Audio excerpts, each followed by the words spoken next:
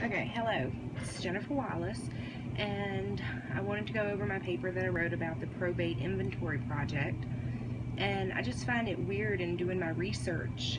Um, I knew when like the pilgrims came over that they didn't really have a lot with them, and they had to start new. Um, so seeing like some of the things that they did have kind of was remarkable to me because they, like I said, they didn't have a lot coming over here. The two that I did my research on was Jesse Ball and John Bartlett. So in my findings with Mr. Bartlett, he's one that was from Massachusetts, from the Plymouth colony, and granted, he had a home. He had, I want to say he had much land. He owned land, but he really didn't have much of anything. He had a plow, he had a cart, horses, he had a couple cows, and it just seemed, being new to this world.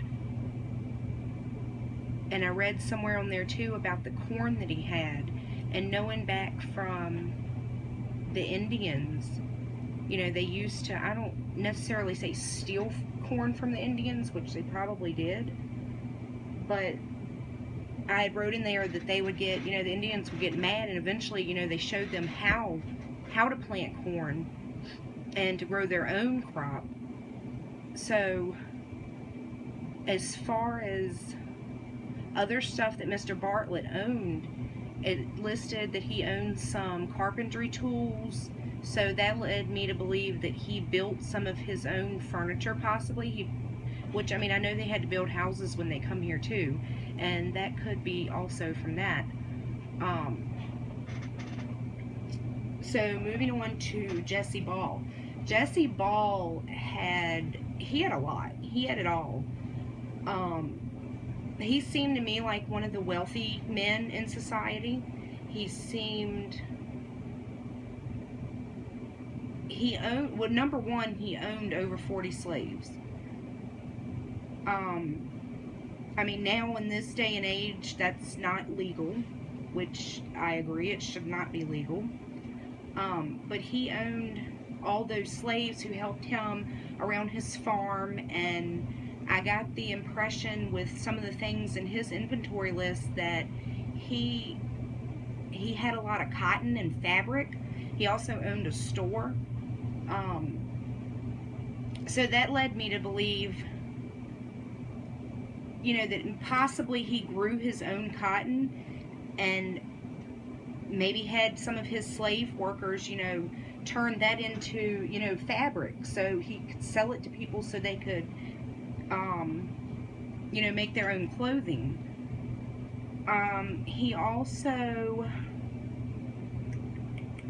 It also said that he had a cellar at his house, and there were findings of some wine bottles and stuff. Some were empty, some were full. So that made me think too that he possibly owned some type of small vineyard, maybe on his land. He might have processed his own wine and sold that as well. He had also lots and lots and lots of animals around his farm, but his number one was cows. So I'm thinking, he used them to produce milk, also beef, to sell and trade. But Jesse Ball and John Bartlett, they were brought up in different time periods. So it was amazing to me to see how differently they lived, from each other. Jesse Ball was brought up, well, he passed away in 1747, and John Bartlett in 1684. So, it just goes to show you don't need all of those material, possessions and stuff like that to survive. But, on the other hand, yeah, it's nice when you have some nice things. So Jesse Ball compared to John Bartlett, Mr. Ball seemed to live the luxurious life. I got the impression he was high up in society. It said that he owned like some red leather chairs, as well as, let's see, walnut furniture. Um, so to me, the two of them are different. Actually, very different. And like I said, even though it's not about the things that you have, it is neat reading to see, like when somebody passes away,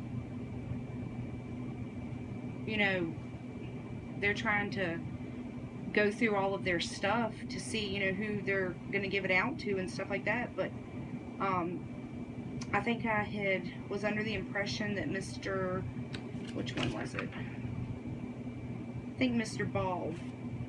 It seemed that Mr. Ball, I think he had a son. I think his stuff was turned over to his son. And then Mr. Bartlett, there wasn't a mention of any children, but I had also got under the impression he had some woman there with him because they found women's clothes there.